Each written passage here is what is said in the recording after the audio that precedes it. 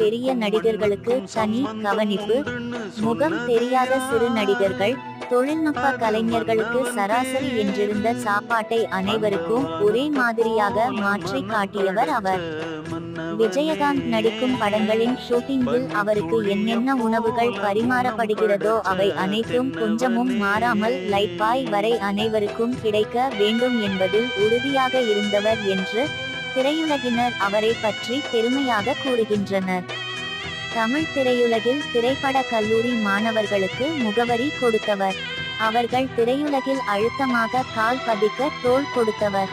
திரையுலகில் நடிகராக மட்டுமின்றி நடிகர் சங்க தலைவராகவும் இருந்து கடனில் தத்தளித்த அந்த சங்கத்தை மீட்டெடுத்தவர். அதன் தொடர்ச்சியாக அரசியலிலும் துணிச்சலாக களம் கண்டு மிக குறுகிய காலத்திலேயே எதிர்க்கட்சி தலைவராக உயர்ந்தவர். ஒரு கட்டத்தில் அடுத்தன் முதலமைச்சர் என்னும்